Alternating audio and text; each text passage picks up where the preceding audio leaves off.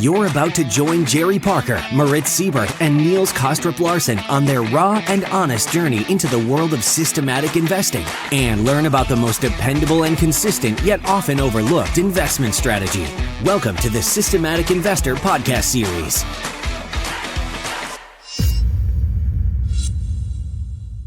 Moritz Siebert and I, Niels Larsen, are back with this week's edition of the Systematic Investor Series, which is our weekly ongoing raw exploration of the world of rules-based investing. And of course, where we also try and do some of your questions. But today we're going to deviate from our usual format because we are delighted to be joined by a very special guest, namely Perry Kaufman, a true trend-following and systematic trading legend and a good friend of Moritz's as well. So let me start by saying welcome to the show, Perry. It's nice to have you. Oh, well, thank you. It's just a pleasure to be here. Great. And good afternoon to you, Moritz. How are you doing? Hey, good afternoon, Niels. Hello, Perry. Very nice to have you on the show. I'm doing fine. Sounds good. Now, of course, we will be spending as much time as possible with you, Perry, but Moritz and I would like to just spend a couple of more minutes before we dive into all these wonderful topics, just running through our normal market wrap, so to speak. So if you don't mind, have an extra sip of your coffee while we just do that. So Moritz, how was your week this week? Niels, another one of these weeks. Repeatedly I've said on this show that it's grinding down in my trend following trading system. And this past week has been no different. I've lost 78 basis points, make that 80 basis points. It doesn't really matter. I'm down about 7% year to date. And had a couple of notable losing positions, still short crude oil. That didn't work that well in the past 2 days. Short lean hawks. I mean, this lean hawks market looks like a freight train. It's just going higher and higher and very, very close to getting stopped out of that position. So if it continues for another day or two in the fashion that it has in the past couple of days, then that position will be gone before you know it. I'm long the emissions contract. That's the European emissions, and that hurt because they went lower, probably because of concerns around Brexit and, the UK's exit from the European Union and what will happen with their emission rights and how those will hit the market, yada, yada, yada. So a couple of these and only really three winning positions to take note of: soybeans, soy meal, really the same as last week. I remember them being very strong in the week before as well. And that's about it. So it's really the soybeans and the soybean meal market that kept my portfolio somewhat controlled. Otherwise, it would have been down probably more than 1%. But here we are. It is still a tough environment for trend following trading systems, I think, across the board. Let's leave the super short-term traders aside for a second. They're doing different things, but the medium to long-term trend following crowd, in which I include myself, is having a bit of a difficult time coming out of this bottom, the bottom of the V after the Corona crisis shock.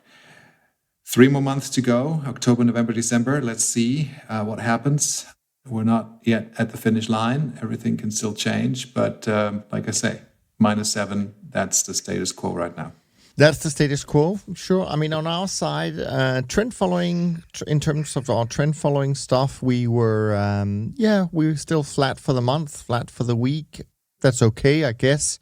Volatility-wise, we were up about 1% for the month, for the week, and that brings us back to break even for the month of October. But obviously, still doing very well on the year for volatility.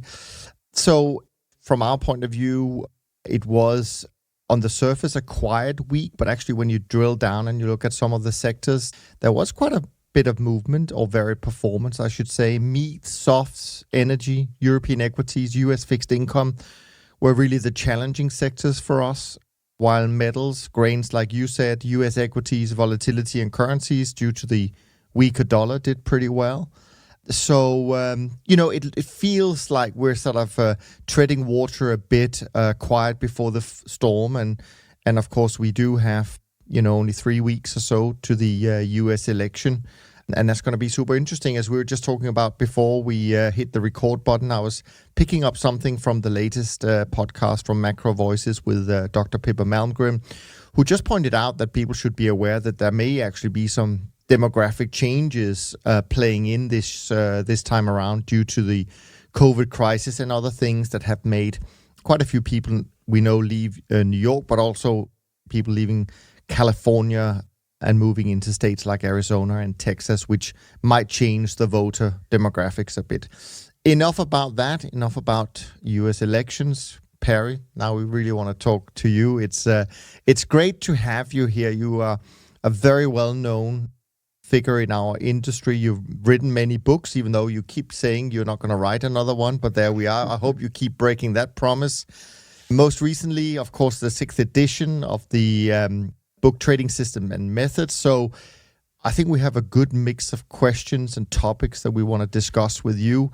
I also have some from friends of mine in the industry who got very excited when they heard that you're on the podcast this week. So it's going to be, I think, a wide-ranging conversation, and I know Moritz has some great questions as well. So let me jump into this.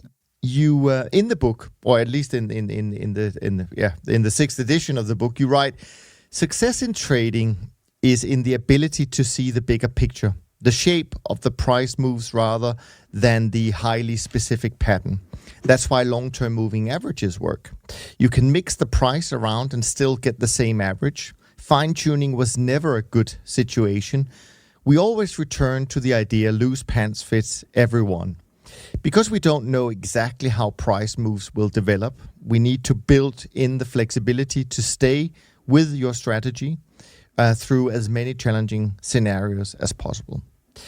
Tell me... Did I say that? Well, you wrote it. I'm not sure you said it, but you certainly wrote it. So I'm just curious. Tell us what these words mean to you and how this informs your thinking when you start building a trading system. Yes. Actually, what you've picked out is I think, an interesting philosophic approach to anyone that wants to develop a system and trade.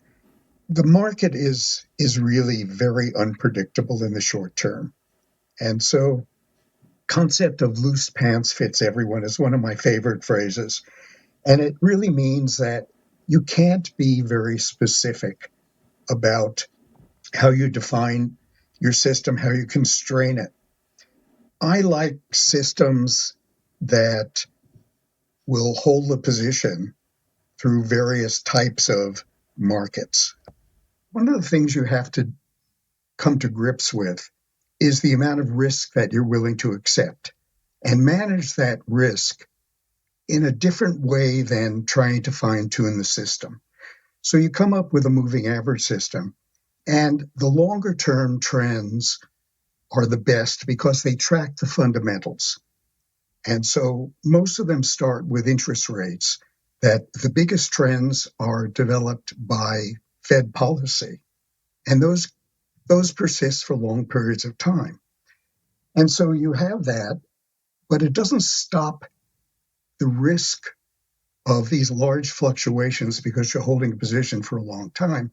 So you have to first decide how much risk is there in a system and how are you going to manage that risk. And this comes down to volatility. One of the things that I found most important is to measure the risk not by the price of the individual markets that you're trading, but by how your system performs with those prices. So you really want to measure the risk on your daily returns or your daily NAVs and not decide on the underlying volatility of a particular futures market or stock market. Actually, Moritz was responsible for a very big improvement in the work that I've done over the past 15 years, and it was called volatility stabilization. Remember that, Moritz? I do. And what it does is it says that we start out by targeting a certain acceptable volatility in our portfolio. And the standard for the industry is about 12%. And what that means is you take the last 20 or 30 or 40 days of returns for your program expressed as percentages, and you calculate the volatility the annualized volatility of your portfolio. And it should target whatever you want. Say 12% is probably the typical fund manager's target. If the volatility goes above 12%, you cut your position to bring it back down. If the volatility goes under 12%, you increase your leverage. It's much easier to do it in futures, harder to do it in stocks. So you're always moving back and forth. You don't do it every day. For example, I don't change the volatility of the portfolio unless it moves by 20%. So if my volatility is 12%, it has to go up by 2.4% before I'll bring it back down. That's turned out to be very good. But the surprising outcome is that most of the improvement is done by raising the volatility. What happens is you go through, in a trend following system, which Sure. I'm going to focus on mostly, you go through periods of low volatility in your portfolio. And so even though you've targeted 12% volatility, which implies a certain amount of return, you see sometimes the volatility will drop to 8% or even 6%. And at that time, you actually have reduced your return by almost 50%. If you don't bring your volatility back up by increasing the size of your position, you will wind up earning half of what you expect to earn. And so in the long run, your real performance will never match your theoretical performance. So the big gain is raising your portfolio to your target volatility rather than reducing it. When you reduce your volatility because the market has been moving very fast and you're making money and it's going up, what happens, you get to a certain point where the volatility is high and the returns don't justify the volatility. And you'll find that your ratio of risk to return will actually go down because you're making a small amount of profit with a high amount of volatility, and it's not actually worth it. So when you reduce your volatility at these high levels, you're not only taking profits actually, but you are improving your return to risk ratio. Now, I don't know if we've drifted from the question. No.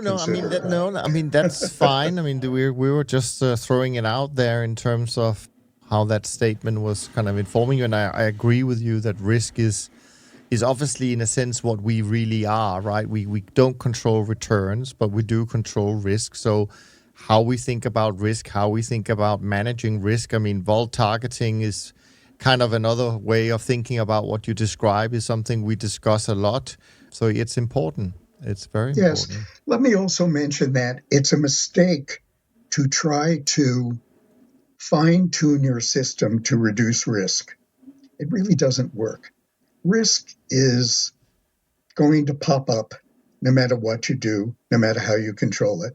It's like our Fed. It's like our government policies in the U.S., where we had a 2008 because of lending practices were not so good. And so the government put in regulations to control that. But it doesn't really control that because something else will happen. So it's like one of those games where you try to push down risk in one place and it pops up in another place. It's always going to pop up. So the idea is to figure out what the real risk is going to be and manage your portfolio so that you don't get wiped out when that happens. Absolutely. Moritz, what's on your mind? Well, I think, to add to what Perry is saying, the only thing that we can have a hand on and try to control is the risk as we go into a trade, right? By sizing the position in relation to what we're willing to accept. What we cannot control is the return. The return is something that happens. We cannot impact it with the way that we trade, but we can adjust our risk. And I think this is, one of the most profound building blocks for any type of trading system. I mean, it goes for trend following in the same way it goes for cross-sectional momentum or carry or any of the other trading systems that Perry describes in his so many books, by the way, the latest of which I think is Kaufman Constructs Trading Systems, if I have picked that up correctly, even though Perry Yes. still owes me a copy. It hasn't arrived by mail yet, so I'm... Oh my God. I have all your Okay. books, but that one's missing. Okay. We'll take care of that. But exactly. And there's, it is so interesting that, interesting is the right word, because there is no exact definition for risk that everybody will raise their hand and say, that's it. That's exactly how I measure it. That is what risk means to me. Everybody who trades thinks about risk in a slightly different way, or maybe even in a profoundly different way. Some people use volatility and they equate that with risk, right? Some people then go on and they vol control markets and then even sectors and then the entire portfolio to a certain level of target volatility. Niels' firm, Done, they're using nothing that is exactly akin to volatility, ongoing volatility control. It's more like a value at risk type of approach, right? And yet other people say, look, I'm taking a position based on a certain average to a range, and I want to risk an equal amount across all the trades that I'm doing in the portfolio. And once I have them in the portfolio, I just leave them alone because the statistics tell me that, at some point one of them will work and the other doesn't work. So over time, it'll kind of like equal itself out. And all of these are different approaches to position sizing and money management and risk. And it is, we've said this repeatedly, the answer is really in the data and in your head. For you as a trader, you need to figure out what this means for you and how you want to trade and how much heat you're willing to accept with your systems. But it is, I would say, almost step number one. You have to have an idea about, the trading system that you want to trade. Okay, let's say that's trend following, right? But right after that comes kind of like the building block risk. How do you position size and how do you manage risk over time? Well, yes, position sizing is, I think, critical to controlling risk. It's the first step in risk control. And you did mention there are a number of ways people measure that risk. But I think there's a standard way for futures traders, which we have called volatility parity. And first, the big picture. The big picture is that every trade you put on must have the same risk. So we're talking about equal risk. If it doesn't have the same risk, if one trade has greater risk than another trade, then there are two things happening. First, that one trade must make more money than the other trades in order to justify the bigger position. And you need to be able to say that I can predict which of all these trades is going to do better. Otherwise, you're just adding risk to your portfolio and to your portfolio without any regard for the reward. So if I have a portfolio of stocks or futures markets, I actually rank the performance when I pick which stocks and futures markets I'm going to trade. I don't trade everything. I trade those stocks or those futures markets that are performing best on my system. I believe in persistence. If it's performing best on my system, it will continue to perform best. And it's more obvious in stocks where you have companies like Amazon or Tesla that just run away and just keep going forever. You would think that they couldn't persist like that, but they do. And if you don't participate in those, you're going to be left far behind. In the same way, bonds have been the benchmark for futures markets. Bonds, interest rates or yields have come down in bonds since 1980, with a few periods where they've gone up. If you don't participate in the most trending of the markets, the ones that perform best on your system, then you're making a mistake. In the same way, and I know I'm diverting slightly, if you have markets that are not doing well on your system, you shouldn't be trading them. I know quite a few large funds that want the diversification, and they add markets that are marginally profitable, and that deteriorates their risk. They want the liquidity. so that they're not leaving money idle or they've maxed out liquidity in their other markets. My philosophy is you're better not trading and leaving money on the side and just picking the ones that do the best. This is a really, really interesting topic. And thanks for bringing that up, Perry, because I think it's on the minds of many traders. Like, what type of markets do you put into a system? And what you're describing is, I mean, we can think about that in many ways. You're essentially saying that markets that have a lot of noise don't lend themselves well for trend following trading systems because you tend to be stopped out. Correct. But on the other hand, you could say, okay, let's say you have an annual review point, say the end of the year, right? And you could do something, you could do one or two things. You could say, let's look back over the past year, whatever your historical time frame is, and calculate a risk-adjusted return, let's call that a Sharpe ratio, for the individual underlying market. And then for the following year, select those markets into your market universe for the trading system that have the highest Sharpe ratios. And you have like a percentile, whatever cutoff point, right? Or you would say, I don't do that. I do it which have performed best on my trading system, which is a different dynamic, right? It's a different calculation because then you're not looking at the Sharpe ratio of the individual market. You're looking at the Sharpe ratio of the market inside your trading system, and you continue to go with that. Okay, I need to interrupt you here, though. Sure. You're right. We are looking at the performance of the stock or futures market under the rules of the trading system. That's absolutely correct. But we're not looking at the Sharpe ratio. I have found that the more restrictions you put on performance, the worse the future results will be. So the Sharpe ratio combines the return and the risk. And even though it seems like such a small measurement, I don't think that works. I have tried it. The only thing that works is return, not risk. In other words, you manage the risk with your portfolio leverage overall, but you can't select the stocks or futures markets by the performance of the return or risk. You're putting too many restrictions on the performance. The market will defy what you want. So I will pick the ones that perform the best in returns only, and I will disregard the risk with one exception. For example, in my stock portfolio, I got rid of Tesla shortly before it turned bad recently, entirely because the annualized volatility of my individual returns on Tesla topped 100%. Now, when you do annualized volatility, I do it over 20 days so that it's a very small sample and you can get these distortions of more than 100% volatility. That's just a technical issue.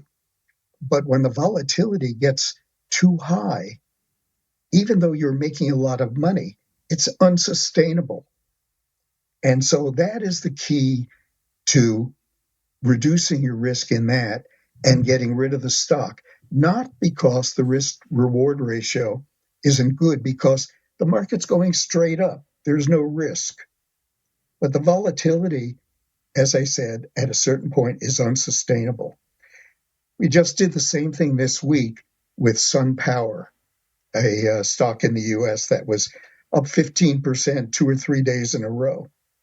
And even though we were profitable, we got rid of it because it's unsustainable.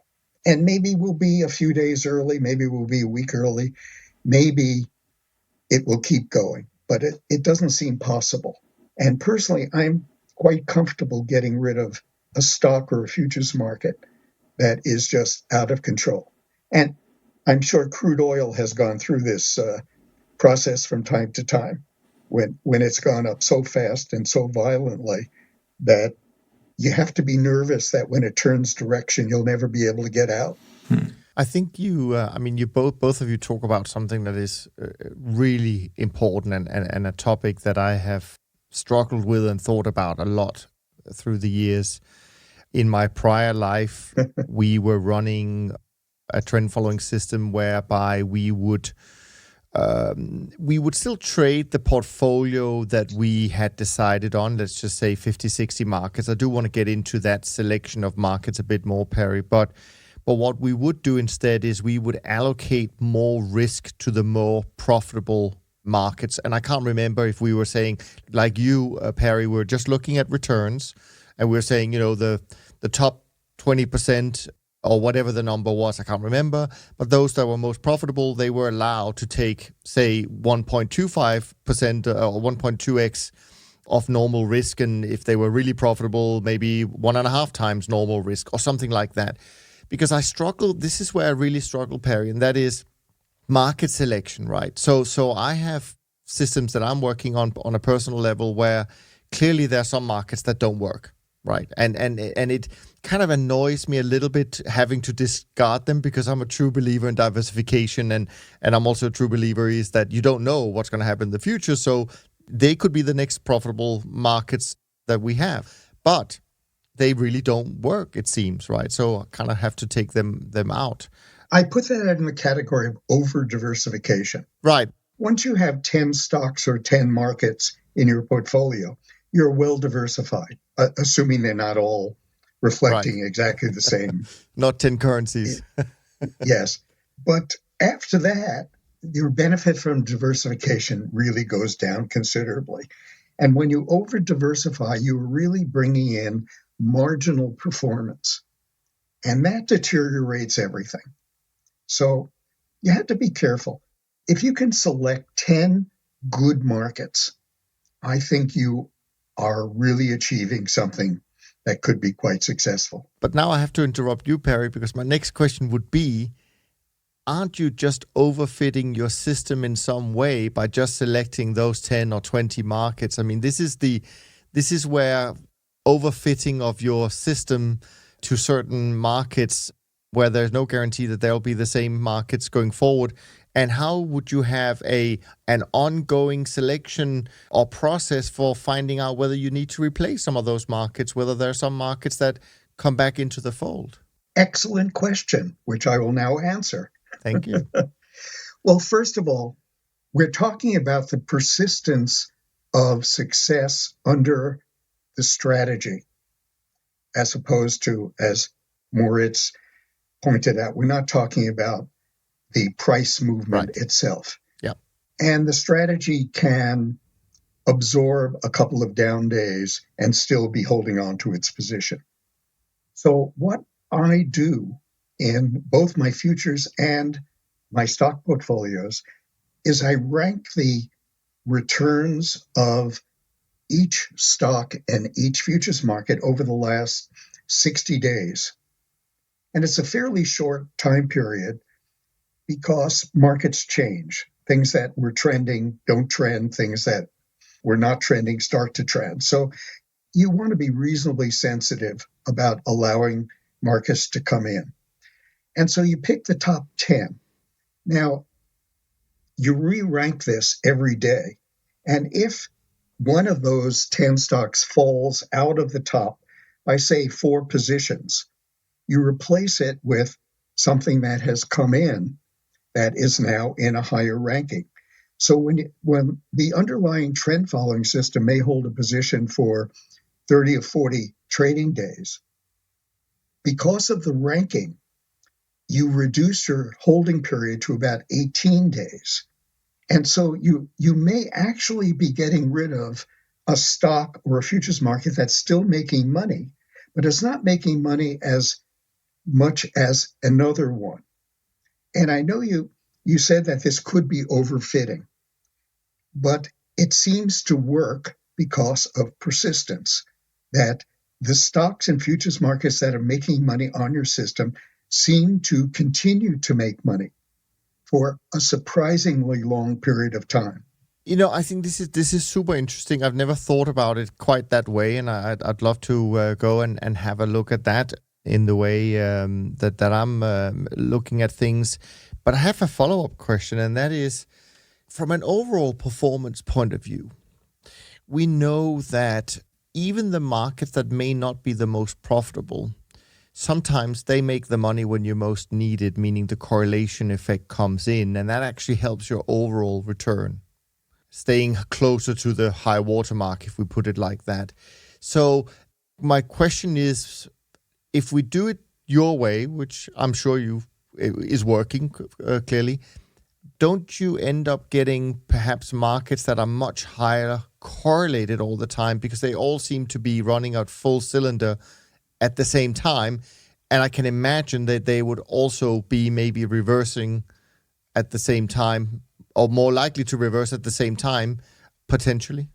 Yes, actually, it's a very observant statement. Let's say my portfolio of stocks will be heavily in tech or will be heavily in, Pharma. yes, it depends. Sometimes during periods of international stress, it will be in defense stocks. Right. Yes, it causes what you would call a high beta portfolio, much higher risk, much higher return. I'm quite comfortable with that. It's turned out that I've done this now for live with these systems for 10 years. They've never caused a real problem. I do have an extreme risk exit in my systems, and that is if the volatility of the portfolio exceeds a certain amount in stocks. In my 10 stock portfolio, it's 32% annualized volatility of the portfolio NAVs. Plus, the market is net down for 3 days. Because if the volatility is high and it's going in my direction, I'm not so anxious to get out. But if the market turns down and the volatility is high, I bail out completely of the stock portfolio and I wait for that trend to continue. The volatility has to go down and we have to start making net profits over a few days. That has turned out to be a winning strategy for exiting on volatility. And perhaps it's because either a small stock portfolio and a small futures portfolio can be highly correlated and can develop high risk. You do need some emergency exit. So before Moritz jumps in with some other questions, I just want to stay with this for a little while longer. So let's just turn it into, I know, a stock portfolio, I understand that, but let's turn it into a kind of a classical trend following futures portfolio. I would love to know, I mean, obviously we discuss on this podcast often, how many markets should we trade, et cetera, right? So, but I mean, I'm on the opinion that you shouldn't just keep adding more markets. Moritz probably wants to add a little bit more markets, et cetera, et cetera. But let's just say that there are like 60 to 70 kind of uncorrelated markets. I know some of them will be correlated, but, within a 60, 70 market portfolio, there's not a lot you can add that isn't already correlated to what you've got. So if that's your universe, in a trend-following portfolio, how many of those markets... So I don't know how well you follow European football or soccer, as you would call it, but I hope you know the concept of, we have 11 players on the pitch and we have a bench with some reserves. So if we think about that in terms of a trading, we have the universe, which is the full squad, and we have the people or the players on the pitch, which will be the models that are, or the markets that are in the live portfolio. How many of those 60, 70 markets would you actually trade at any one time, roughly? And if you do that ranking every day, as you described, would you just simply say, okay, soybeans, you're out, we'll just close the position, and the euro, you're back in on the pitch, we're just going to go in and take whatever signal we had, and now you're in? Okay, well, first, I've limited my exposure to 20 or 22 of them. Mm-hmm. So I want the best 20 or 22, but sometimes I'm not going to pick anything if it's lost money over the past 60 days. Mm-hmm. So sure. Those don't even qualify. Right. Then you have the issue of saying, well, perhaps the only thing making money are the interest rates, or the FX. If only one sector qualifies, I reduce the total exposure in that sector to about 50%. So if I don't get diversification, I'm going to have to trade less. Mm. it's my only choice to keep risk down. Yeah. I do try to, as different sectors come in, if I get 2 sectors or 3 sectors, if I get 3 sectors, I can leverage up to full exposure. If I get 2 sectors, perhaps 75%. I'm trying to manage the risk in a different way, recognizing the fact that there is, in fact, correlation in futures markets and in stocks as well. But in stocks, I don't seem to have that problem. Even stocks that are correlated have their own personality. But in interest rates, you get an awful lot of movement that's quite the same. Yeah. So I try to keep in mind the big picture is how many sectors do I have that really provide diversification? And based on that, I will leverage up or down my total exposure. I mean, I think it's fascinating. I've never thought about designing a system like that, where you essentially are trying to put the best players on the pitch all time. And it kind of goes away from a lot of the things that I've been brought up with in the last 30 years. And that is knowing what you don't know, meaning since we don't know what we don't know, we need to have everything and we need to trade everything equal. And although I will say on our side, I mean, we've been doing this for 46 years this year. And of course, on our side, we have, as I think you describe in your work, you trade many different sets of parameters for each of these markets, right? So it's not just one market, one parameter set. And so we build up the confidence in the market's trend by having multiple systems confirming the same direction. So it's not just, you're either long or you're short or you're out. How do you do that when you have this selection process of just picking the best markets? Can you even have like 10 different parameter sets for each market and then still do all of these selections? I mean, it becomes quite an animal, so to speak. Yes, when I worked with Moritz some time ago, we did this trend following system that had 144 or 140 something different sets of combinations. And the idea was that you want to pick markets that perform under the trending scenario, but you really have no idea which trend calculation period, which speed is going to be the best coming up. So I am willing to accept an average performance. So if I pick a number of different parameters from slow to fast, if I have 3 different sets of parameters, I divide the money for that market into 3 parts, and I trade them as though they're 3 different investments. And I net the positions out so that I still get one order at the end of the day. Sure. And in doing that, I'm willing to accept an average return of those 3 parameters. Or in the case when I work with Moritz, I was willing to accept an average return of 140 combinations. But of course, you need more money to divide your investment into 140 pieces.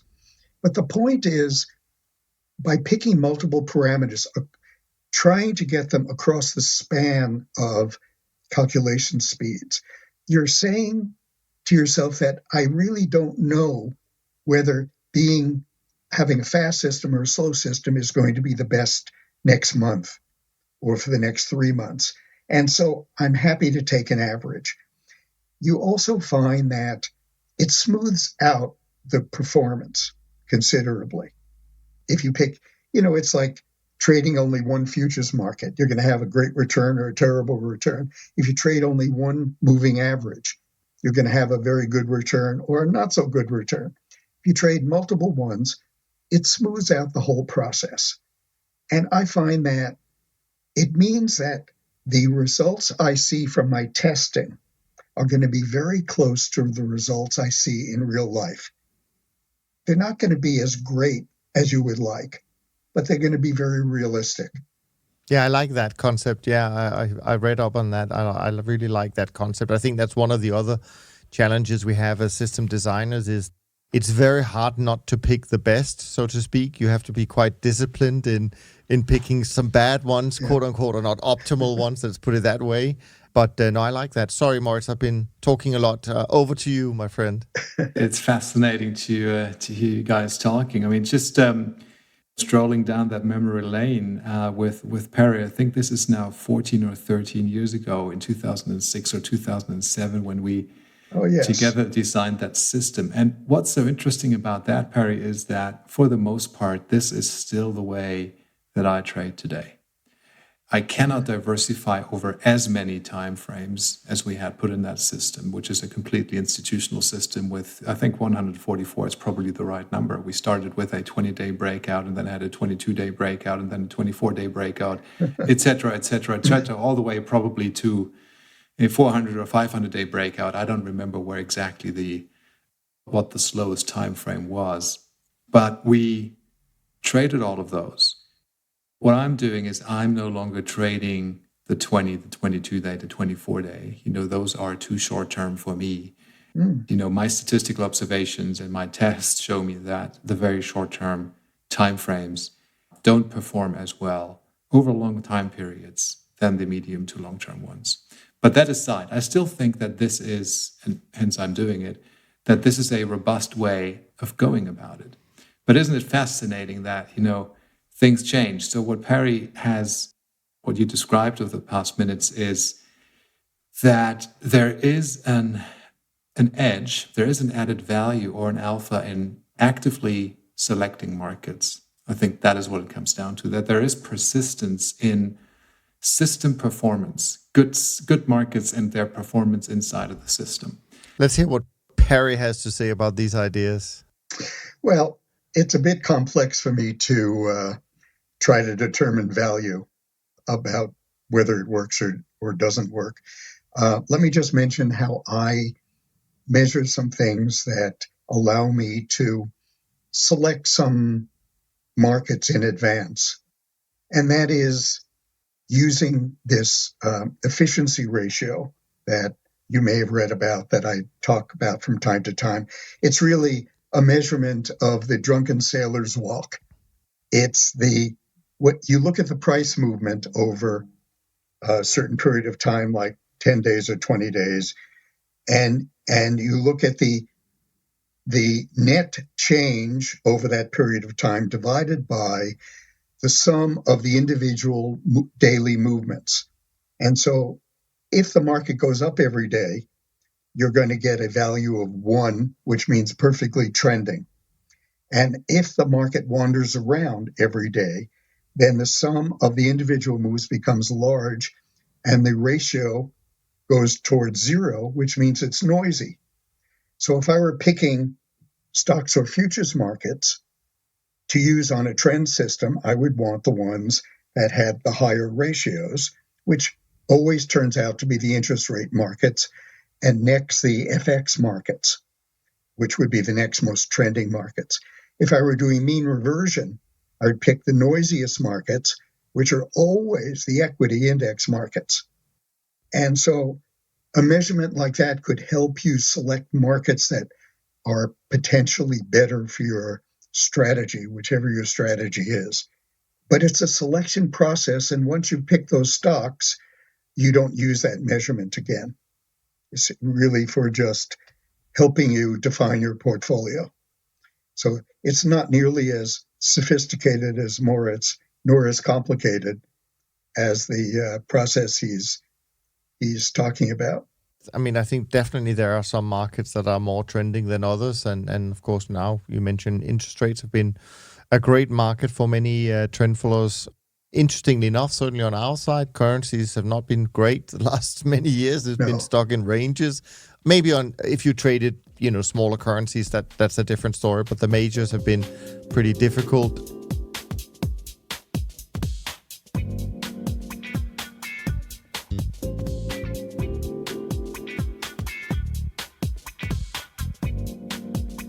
I want to throw in a couple of other questions as well as we talk, because, as I said, I also got questions from some of my friends who knows Perry's work very well, and they were exceptionally excited. So let me just throw a few of those in, if you don't mind. And then one of them was just, how do you think about profit targets? Do they work? Do they make sense? Benefits, drawbacks? Well, I think profit targets work extremely well with short-term trading. And they work with short-term trading because you have no expectation of the price continuing in the direction it's going. That in the short term, no matter what you do, prices flop around. And so if you get a nice move in your direction, you take profits. And something I learned from my wife, who is a trader, is that I take profits in 3 parts. So because you don't want to hang your hat on a single price and hold your breath hoping that it gets there. So I break down the position into 3 equal parts, and I take it where the average of those 3 profit targets comes to the number that I want. And so I'll start with that center number by saying, okay, this is the profit I expect to get based on volatility. And then I'll pick something lower and something higher on either side. The nice thing about having 3 parts is that when you take off the first part and pocket that money, you're reducing your risk. When you take off the second part, it's going to be impossible to turn a profit into a loss. Mm. And so I find that that's the way to take profits, but doesn't work for trend following. Trend following is by its nature a long-term process. And trend following success hinges on what we call the fat tail. You're not going to be profitable in the long term unless you can get those moves that just keep going, like interest rates, like Tesla, like Amazon, like Apple. And so if you take profits, you're not in there for the long term. And that can be a disaster. And so if you're a profit taker, you need a re-entry rule. And now you've made the system more complicated. And I have developed a couple of very successful re-entry rules, but none of them come up to be the final profits as high as just staying with the position. They may make you feel better. You're out of the market a little bit. When you're out of the market, you avoid certain unexpected risk. But in the long term, it's not a good policy. Now, the same thing is true for stop losses. If you put a stop loss on a long-term trend system and you get out before the trend has turned, you've also eliminated the possibility of capturing the fat tail. So if the market turns and goes back in the direction you wanted it, you're out of the market. And that's also not good. So with a stop loss, you also need a re-entry method.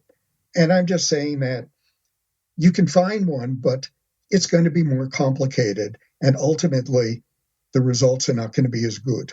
Yeah, no, I completely agree. And having to endure that extra pain, perhaps, and uncertainty, you probably, as you say, you do get rewarded in the long run, even though the long run can be a very long time before you see that reward. But I agree with that. I had a really good question lined up for you, Perry, but now I've forgotten it. So I'll just move on to other things that springs to mind. Yeah, now I know what it was. So I think, and this is just, I could get it completely wrong, so correct me if I did, but I think you talk about the idea that the more mature a market becomes, and I'm going to say mature also means liquid, the more kind of noisy it becomes, the less ideal it becomes for trend following kind of thing. If that's kind of correct, it is a little bit surprising to me. A couple of things. One, the most successful...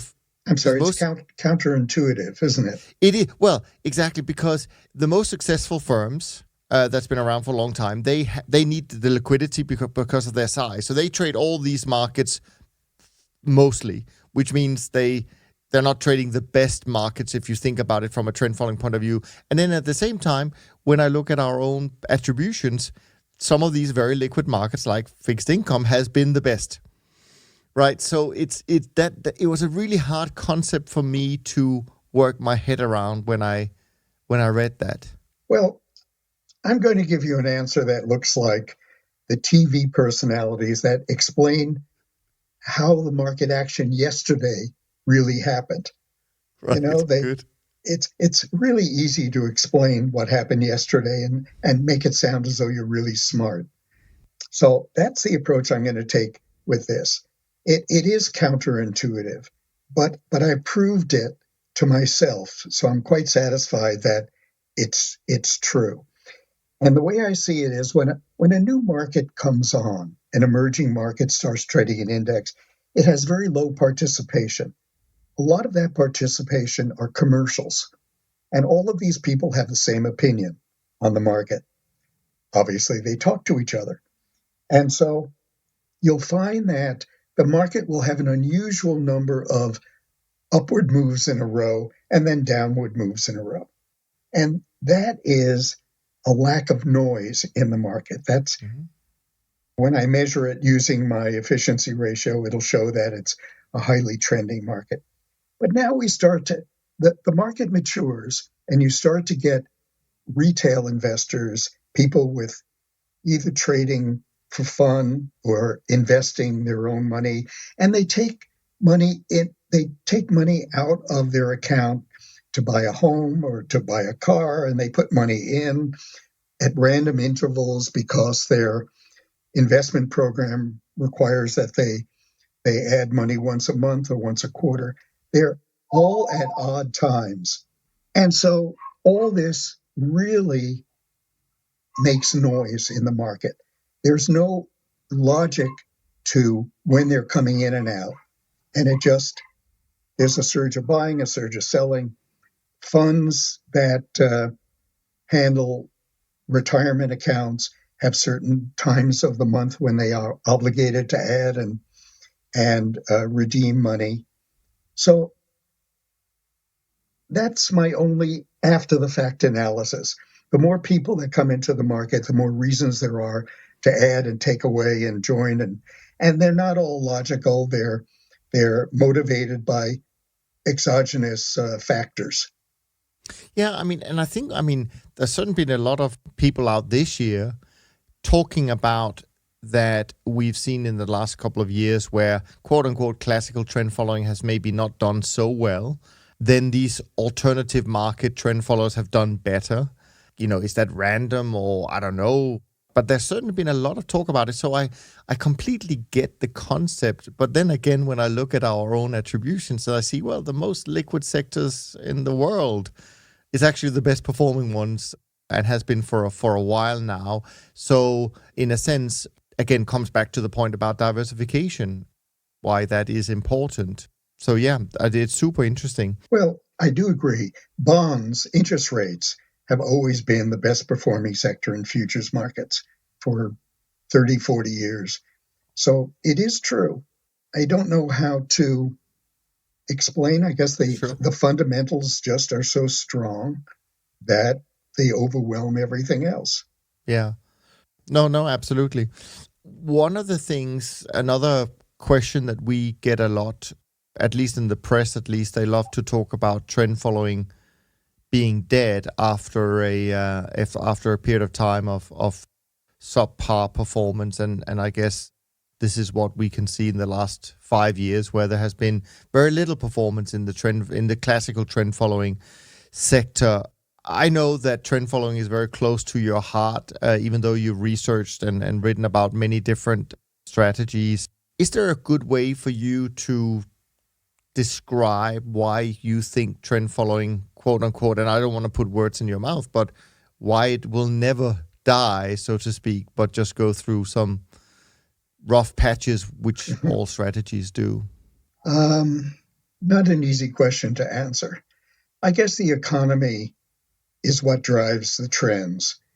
The biggest trends, the ones we're most interested in following, which starts at the bond market, and the bond market is driven by central bank policy. And the central bank, as we discussed earlier, tries to dampen growth when it's too fast by raising interest rates and encourage growth when it's slow by lowering interest rates. It does it incrementally, so it will lower rates by a quarter of a point and see if that does what it's supposed to do, and if it doesn't, it'll lower it again, and it can take 6 months or a year of manipulation. And those trends in the interest rate markets usually gravitate into the Forex markets because money tends to flow to those countries with the highest interest rates. And so interest rate policy definitely affects Forex, even though it may not look it at the moment that the Forex markets are doing very little. But that's the general principle, and we're really looking at the long term in this. Now, the one caveat in this whole thing is even though trends will continue and there will be long-term trends, there is more noise in the market. And because there's more noise in the market, it takes longer for a trend following system to identify a change in trend. So you're going to be getting into the trend later and getting out later. And so the piece that you're going to be able to extract from a trend following system will be smaller, but it will be there and it will keep changing. And you may have to adjust certain items in your portfolio or certain leverage to do it. But that's my opinion looking back at the way things work. Trends are still there. There are shorter term trends. That is, Forex tends to have shorter periods of trending than interest rates. Most other markets are really what appears to be trends are usually shifts in supply demand. Crude oil is probably the most extreme example. You can make money at it. The trends are much faster because you're really targeting on supply and demand. In the agricultural markets, you also have to have shorter time periods because you're trying to take advantage of a seasonal move. And a seasonal move may only last for 3 months. So if you use a long-term moving average for soybeans or for corn or for wheat, you're going to wind up with the rate of inflation rather than capture an actual move in those markets. So to capture a move that may be 3 months in the agricultural markets, you're going to have to use a moving average that's closer to 20 days. Another question. I mean, I could keep doing this for a while today because I've got so many questions for you, Perry, that we've come across, but also that just pops up over the years. And another thing that is clear from the data, but I don't know that I have a good explanation. I have my own views on it, but I would much rather hear your views. And that is, when you run a traditional classical trend following strategies, again, let's just say across 50 markets, and you look at the return distribution, you find that most of the performance came from the long-sided trades, not the short trades or short-sided trades. Is that your observation as well? And have you any thought about why that is? Well, yes, it is my observation. In fact, for the most part, I don't trade the short side of equity markets. Right. Because if you're using a long-term trend system, you'll find that the declines in the equity markets are very violent and not so long-lived. So that by time your long-term trend gets short, the move is a third over, maybe more. And then by the time you get out, you've lost a third or half of the bottom. There's really very little opportunity to net a profit in it. Mm. You would need some other type of strategy to deal with that. So I don't trade those. Most futures markets have gone up in price. Unfortunately, grains are not those markets. The sad point about it is that the farmers have gotten so good at technology and hybrid corn that no matter what the weather conditions are, by the end of the year, they have a bumper crop. So you'll find that on a inflation-adjusted basis, the price of corn and wheat have declined over 20, 30 years, which is unfortunate for the farmers. It would be nice if they could participate. Well, you have the softs, you have the softs, you have the meats, you have the metals. Yes, let's talk about the metals because they are probably the next biggest sector. And of course, you see gold has now gone back towards its previous highs. So there's no doubt that if you were on the long side only of gold, you would be better positioned. I guess inflation is part of the economy, and inflation means that being long is always going to be safer than being short.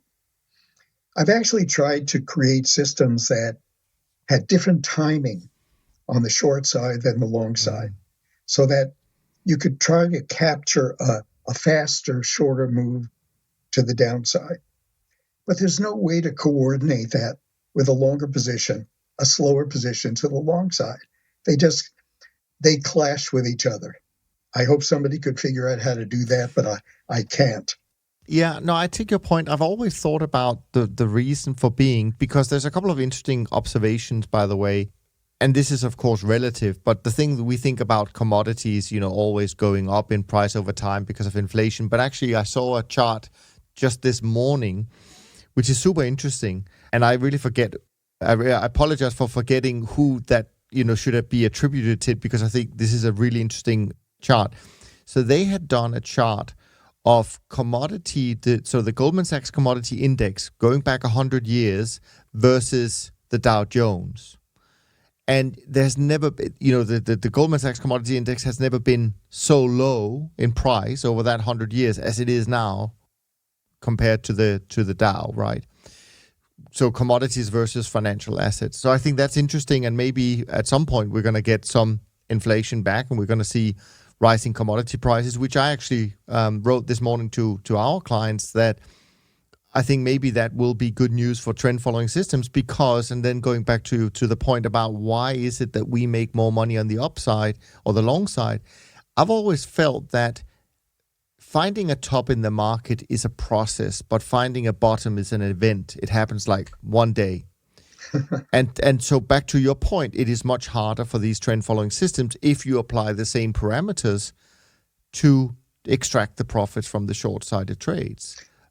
Doesn't mean that you shouldn't trade the short side. I fully understand your point about the stocks, but on the other hand, there has been some crisis along the way where you could have made some money on stocks, but it obviously may not pay for all the times where you get these false negative breakouts and nothing happens and we go straight back to new highs. Yes. Well, just 2 points. First, when we were talking about long or short, clearly the interest rate markets are a long-only market that there's been very little profit to be made on the short side of it. So again, you could choose to be biased to the long side, even though I don't think the short side hurts you so much there. But let's go back to 2008. If you were trading the futures market in the S&P, you made 50% on the short side. And it brought out the concept of crisis alpha. Do you remember? I don't know if you're familiar with the term. Oh, no, yeah, absolutely. I wrote a book with Katie Kaminsky who coined that phrase. So, yes. There you are. Yes, that was it. And of course, 2008 was the perfect example. Yeah. You made a ton because you could not only be short, but you're leveraged on the short side. And that's really what makes the difference. You would not have made nearly as much money by just shorting the S&P as a SPY, fully invested product. But since then, it hasn't produced anything. That the downsides that we've seen, we had one in December to January a year ago. It was too fast to capture. And this most recent one also looked as though there was a lot of potential, but it hasn't really captured enough to be worth anything. So it's a case of theory versus reality. Yeah. So I do have systems that trade the short side of the S&P, but on the trend following, long-term trend following systems that I use, I do not trade the short side of the equity index markets or the short side of the bonds. So I'm sure at some point inflation will take over, interest rates will go up, but it's not happening in the foreseeable future. Sure. Moritz, you've been awfully quiet today. What's on your mind? Well, where do I want to go? I mean, maybe one thing, because you spoke about diversification, and we actually spoke about diversification quite a bit. But the question is, in trend following trading systems, most traders tend to trade the equity indices, which is a basket of stock, right? So somebody, some firm, the S&P firm, Standard & Poor's, or MSCI, or Deutsche Börse, or whoever it is, right? They decide what the basket of stocks is going to be, and how it's going to rebalance over time, and which stocks to include and which to exclude. And by trading that basket, we may be giving up a lot of diversification potential. That is an interesting topic that we discussed with Jerry many times. It's like, what we could do is, instead of trading the indices in the trend following system, we could break it up and trade the single stocks, right? And gain more diversification benefit, because, there would be something like a Tesla and Ford and Procter & Gamble and, Exxon and, different companies from all over the world that would behave in different ways at different points in time. And therefore, trend following those, let's say long and short, and not long only, but long and short, should produce a better result, a better outcome than trading the equity indices. What's your view of that?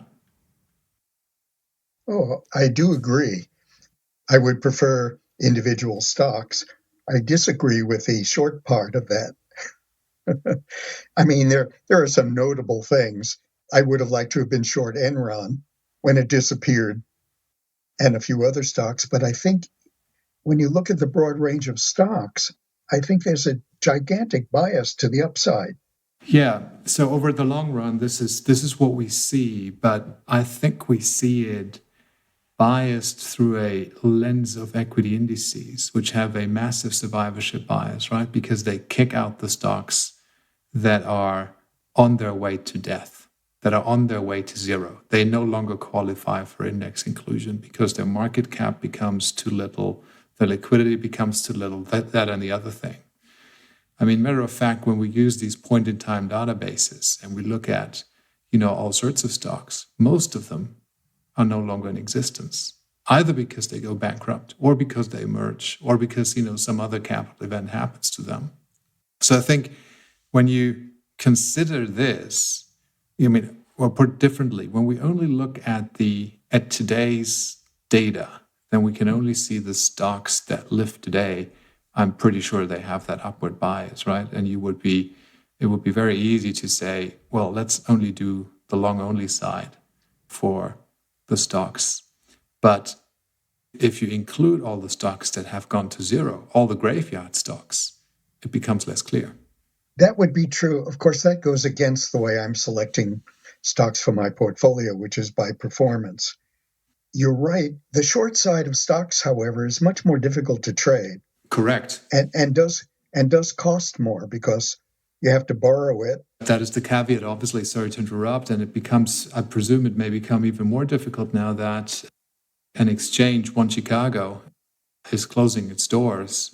They were preeminent provider of liquidity and single stock futures contracts, and they will close down their business, which means, there's only Eurex, and I think there's one exchange in Asia that still has these contracts on their menu. And like you say, if you then wanted to short stock, you would have to have the right broker, you would have to locate the stock, pay the borrow, et cetera, right? And the stock may be called away from you at a time when you really want to have it, and it's not that easy. I completely get it. But like I say, if we do it the way you say, where you say, you rank stocks anyway by their performance before they are allowed to enter the portfolio, then it's a mute discussion. But if, there's traders out there that go like, well, I don't want to restrict my portfolio in that way. I'll just look at everything that's out there. And I want to trade them long and short in the same way in order to increase the sample size of my system. Then that discussion isn't muted, and there may be a very good reason to include short-sided trades in your portfolio. Sometimes the correlation benefit that I get just from having short-sided trades on is very powerful. I can't argue with that. I think it's an option for people, but I'm just not doing that.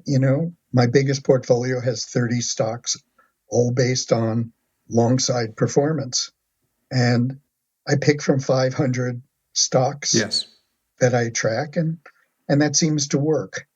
I don't know. The people that are listening probably want something simpler rather than more complicated. Picking stocks on the long side that are performing well in your system, I think, is a simpler approach. Fair enough. Fair enough. I was just going to say, I have one question for you, Moritz, and one more question for Perry, if you don't mind. I want to be respectful of Perry's time, but no, I wanted to ask you, Moritz, actually something. So listening to the conversation today, clearly you and Perry has known each other for a long time. You've worked together, you've designed systems together. As Perry explained, you've helped this concept about volatility stabilization, which I think of when I hear it explained as volatility targeting that we often talk about. But knowing what I know about how you trade today, Moritz, and I also, I mean, I don't know this to be true, but I'm guessing that Perry's work has, had a great deal of influence in your way of thinking about these things and developing systems. But I also see that you've gone, as far as I can tell, in some other directions in terms of, like we do on our side, we trade everything equal. We don't do this ranking of the best markets, et cetera, et cetera. You don't like volatility targeting in your own portfolio, so to speak. Tell me a little bit about how you've sort of taken all this information and why you've made the choices that you've made in your trading. Yeah, I'm happy to explain that. When we did the vol stabilization or the volatility targeting, which really is the same thing, it volatility controls a portfolio relative to its historical returns on a daily basis. When we did that, I was working at RBS at the time. Perry was in the US, and we designed a system that we wanted to put on the bank's platform for essentially structured derivative products. We wanted to give investors an opportunity to essentially buy a capital-protected product, a capital-protected note issued by the RBS Bank that tracked the performance of the system. So what that means is the bank would need to combine what's essentially a zero-coupon bond and a call option on that system. And in order to hedge and replicate that option, it would need to be at a certain level of volatility. Because there's no Vega market out there in order to, hedge volatility exposures on these type of dynamic trading systems. So we needed to volatility control it to a target level in order to, be able to price that option. And this is how this started. Now, it turned out that, and I think this is Perry's observation, the ongoing volatility control mechanism resulted in not only more stable, but also better performance, I think, is what we heard at the very beginning of that discussion. And then, I took that and, we can see that in the data, but I also observed something else in the data. And that is that, if I'm willing to accept a more dynamic volatility process, right? So I'm not too fussed about the thing being at like 15% all the time, right? I'm very happy with sometimes being at 20% and sometimes being at 12% and fluctuating around these levels. What does that do? It means that I don't have to do these volatility adjustment trades. So it saves commission, saves exchange and clearing fees and brokerage fees, it saves bid offer, and it does potentially save slippage. And that is definitely something that is on the positive side. It doesn't produce as much cost. You're saving that cost. I mean, that's for sure. It's only costs and taxes, right? And then what I also found out is that a lot of the additional performance from that leveraging dynamic was solely due to leveraging up the fixed income complex of those trades, of that portfolio. And I didn't want that. I didn't want to have a too skewed exposure to one area of the portfolio. And then to top it off, when I looked into my return statistics, and those are simple things such as number of winners, number of losers, win percentage, loss percentage, these type of things, but also average loss and average gain. I found that all these volatility control trades, when I separate them from my system trades, like the true system trades that are driven by entries and exits, when I separate them and I put them into a separate bucket, I found that they increased my average loss. And this is the key reason why I stepped away from a rigid ongoing volatility control process, and decided that I am okay to accept a more fluctuating volatility dynamic of my portfolio. And again, like we've said at the beginning, there is in all of these disciplines and all of the things that we're talking about today, there is no black or white and no right or wrong. This is essentially a risk management choice, a position sizing choice. And different traders have different opinions on, how they want to run their portfolio. At the end of the day, you need to be comfortable with what it is that happens in front of your eyes. Because if you are not, then I can almost guarantee you that at some point you will stop trading because you feel dissatisfied, or, you throw in the towel when there is a small loss or a larger loss. And that is the most hurtful thing to do. Mm-hmm. So I don't want to be too cute about, I'm not saying switch off your volatility control systems, everybody out there, right? I mean, it may have actually an impact on the market that at some point I may come to enjoy. But the important thing is, whatever people do with that initial building block of risk and position sizing, which is so important, it must be done in a way that allows you to follow the system for a longer period of time. And in the case of trend following, as Perry was so rightly saying, it is a very long-term dynamic. This is not a short-term trading system where you have a 3-day profit target and you close your position. You really need to have the patience to let these trends develop. And those are weeks and months and sometimes years. So you need to have a system that you can really stick with for a long period of time and step away from it and don't question it all the time. And this is only true if you have found something that you're satisfied with. And if this includes volatility control, well, then so be it. Then that's your thing. For me, I know what it is. I've decided to switch that element, that potential component of my system off, and I feel happier about it that way. But that's me. Yes. No, it's fascinating. And the same, if I just want to, say that, because, and probably then it's a good time to wrap this up. Over time, I think everybody develops a couple of like cornerstones and key components of, let's say, trading philosophy, things that you're more and more unwilling to negotiate about. And maybe that's stubbornness in old age. But the one thing that I feel absolutely unwilling to give up is my view on diversification. And I know you've mentioned over-diversification and over-diversification, right? And we read about this. And don't put too many markets in your portfolio because it tends to, move the focus away from the stuff that works, et cetera, et cetera, et cetera. I get that logic. I see, I can understand what it is that you're saying. But at the same time, I do know that, yes, after the 18th or 19th or 20th market that you're adding to the portfolio, the additional diversification benefit that you get from the 21st and the 22nd market, and so on, mathematically is declining. That is a given. It is a mathematical certainty that will happen. And yet, the benefit is not zero. Because we can find markets that are not perfectly correlated to one another, and perfect means one. And that to me means that as long as I can find a market whose correlation is not one to all the other ones I have in the portfolio, it is no longer a free lunch, but it's still a free snack. It's a little free snack that the market offers me, which I can yield, which I can exploit, and it doesn't cost me anything to do that.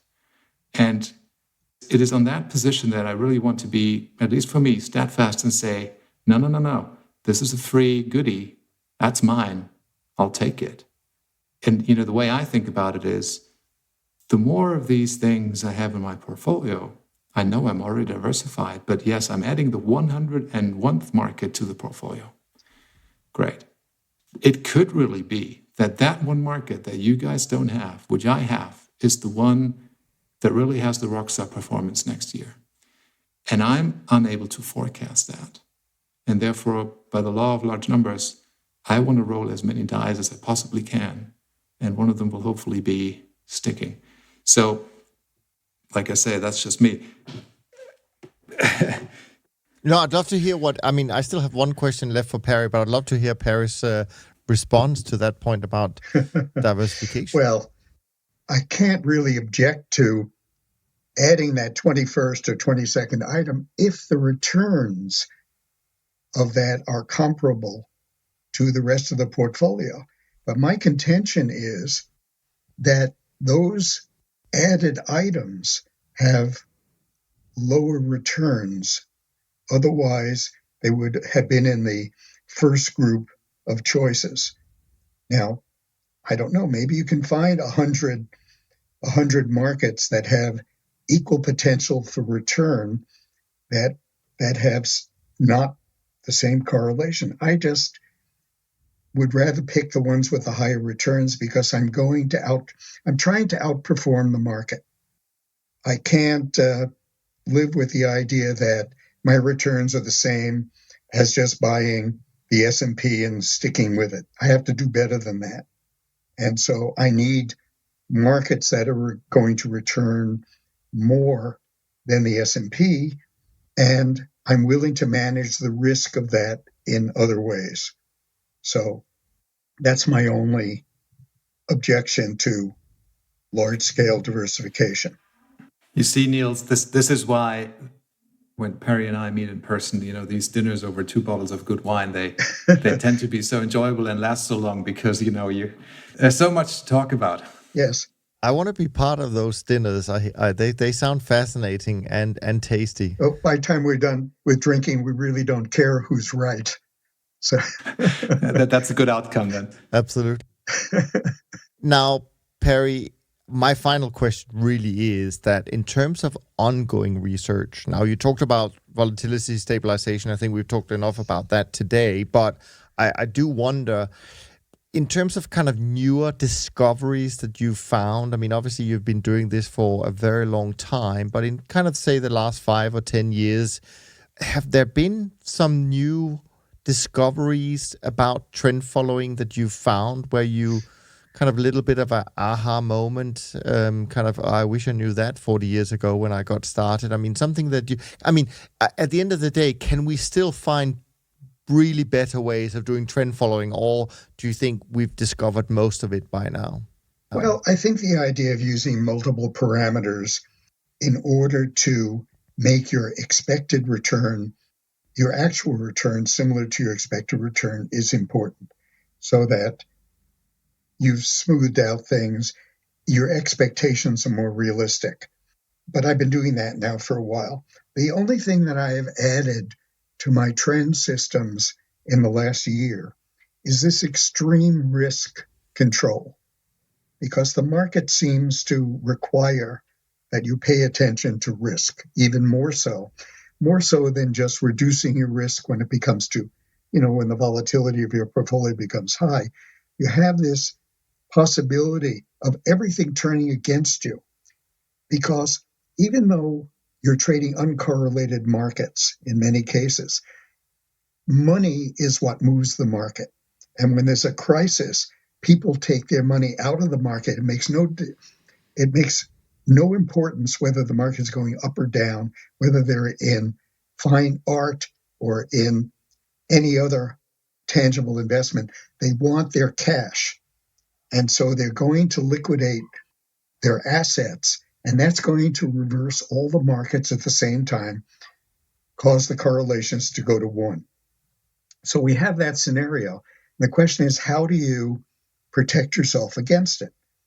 And the only way I have been able to do is say, these markets seem to be premised on an increase in volatility first. So we're under a scenario of much higher than normal volatility. And then you get a downside shock. At that point, I bail out. I've had 3 occasions of doing that this year. 3 times. That's remarkable. And they've all been very successful. In some cases, I didn't actually save any money, but I was out of the market and I greatly reduced the risk. So in 2 cases, I came out ahead and did not lose money. But in all 3 cases, I greatly reduced my exposure, which I think is Sure. important. Yeah, that's a big part of what we do is to manage the risk, as we've talked about a lot today. I'll come back and thank you properly. We normally at this stage, before we wrap up, Perry, we talk a little bit about what actually happened in the performance of our industry during the the last week and so. So let me quickly run through that. We have the B-Top 50 index down about 15 basis points for the month of October, down 1.53%. For the year 2020, we have the SocGen CTA index up 20 bips for the month of October, down 3.2% for the year. SocGen Trend Index up 15 basis points so far in October, down almost 2% though for the year. The SocGen Short-Term Traders Index is down 22 basis points in October, but still up 2% for the year. Then we have this long-named SocGen Multi-Alternative Risk Premium Index, down 65 basis points so far, but down 13 3/4 in 2020. On the other hand, we have the stocks. They were up. MSCI World was up 3.4% so far this month, up almost 4% for the year.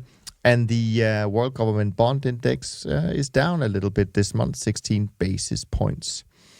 Perry, it's still Saturday morning, your time. Thank you ever so much for hanging out with us. This has been a true pleasure. We really appreciate it. I know all our listeners will do as well. And it's been absolutely as thought-provoking and inspirational as it is to read your books. So it's been a real treat. Oh, well, thank you. I also appreciate it. And it's always nice to see Moritz again. We're getting back into our adversarial positions here, but on a friendly basis. Sure. I wanted to, I said I didn't have any more questions for you. It's not quite true. I wondered if you could let our listeners know maybe a book or two that you didn't write that you thought was interesting, worthwhile, something that kind of what you said, that was something that really helped me in my thought process. Well, oddly enough, my favorite book is by a German author, Dietrich Dorner. You probably know, or you might know. I probably should. It's called The Logic of Failure. It's not quite new, but it's a book on how to think ahead, how to do some long-term modeling. It's a very interesting book. It's done with a computer model where they take, say, 20 top executives, and they give them a country in Africa that they have complete control over, and they're supposed to improve the quality of life. And you need to see the logic that goes into this planning. And there's a lot to learn from a book that does not deal directly with markets, but deals with the thought process. And that's one of my favorite books. Fantastic. That's a great suggestion, great resource. I have to include that in my next version of the guide to the ultimate investment books that I do. Maybe once a year I update that one. So I appreciate that. On that note, we're going to wrap up this week's conversation. We hope that you all have enjoyed it, and please make sure you go and check out Perry's latest books. Make sure you keep the questions coming. Sorry for not taking so many today. In fact, some of the questions I had was from our listeners, but do keep them coming. info@toptradersunplugged.com is the email to send them to, and we'll be back in our usual flow next week, catching up on questions. And of course, if you like what you heard today, we certainly wouldn't mind a rating and review in iTunes. That always helps. And for those who may not know, a 5-star rating is better than a 1-star. So feel free to indulge yourself. From Moritz and me, thanks so much for listening, and we look forward to being back with you next week. In the meantime, be well. Thanks for listening to the Systematic Investor podcast series. If you enjoy this series, go on over to iTunes and leave an honest rating and review. And be sure to listen to all the other episodes from Top Traders Unplugged. If you have questions about systematic investing, send us an email with the word question in the subject line to info@toptradersunplugged.com, and we'll try to get it on the show.